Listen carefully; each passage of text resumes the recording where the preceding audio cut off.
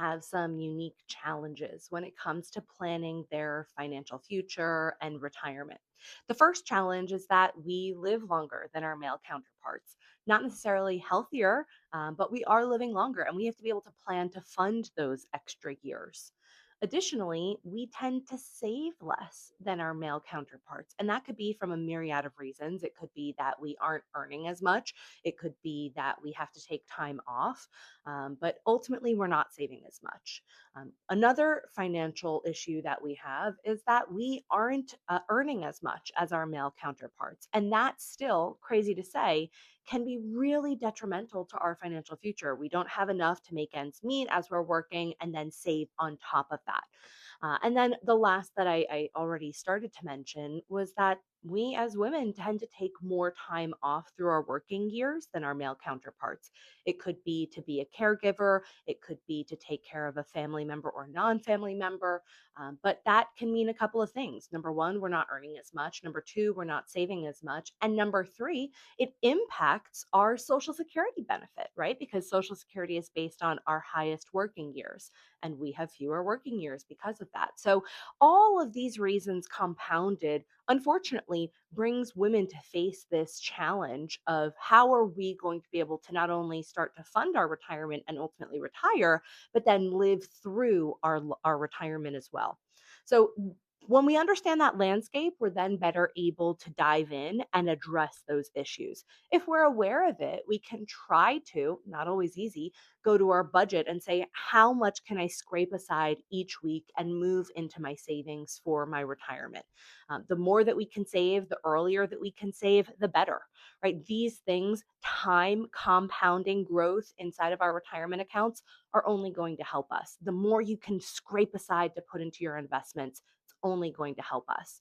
Of course, looking into the different protections and insurances that we need, right? I mentioned that we're living longer. Of course, we want to look at our health insurance, but it also means looking to see if we can afford a long term care policy, right? To make sure that, hey, if I need care, my assets are protected. I'm sure that whether or not I have other assets there, there's going to be something inside of a long term care policy to help take care of me.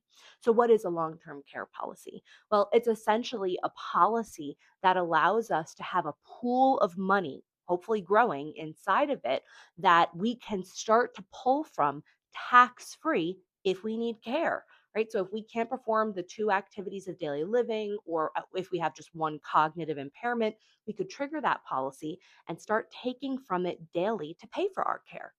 Care is extremely expensive. On average, it's about $10,000 a month right now. And how long would you be able to sustain $120,000 a year for basic care?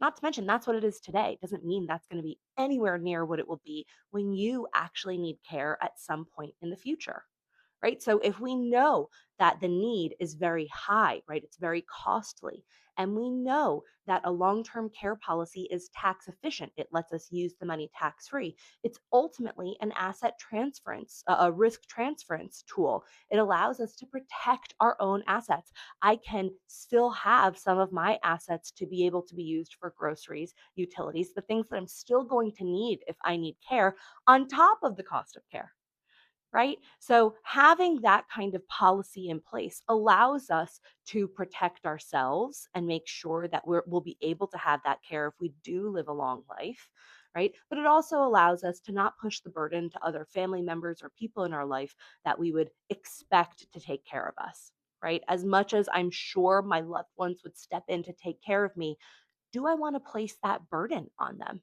And it truly is a burden, right? They would have to take time off of work. They would have to put some of their family time aside to be able to take care of me. And that's not something that I want to do to my loved ones. So if I have the financial capability when I'm young and healthy, because long term care is medically underwritten, I'm going to look into a long term care policy to see if it's something that I can afford and sustain. So that's an option. Now, there are lots of types of long term care. There's traditional long term care, there are hybrid policies, there are life insurance policies with chronic illness riders that you can add on. So many different options out there that we can help you explore. But these are the things that we have to consider. right? Women, we are living longer. We need to make sure that we're able to sustain not only living long in our retirement, but also protecting our assets and can take ownership of having that care provided for ourselves. So, things to think about. And of course, we're here to help you. You don't have to do any of this alone. Feel welcome to reach out if you want to talk these things through.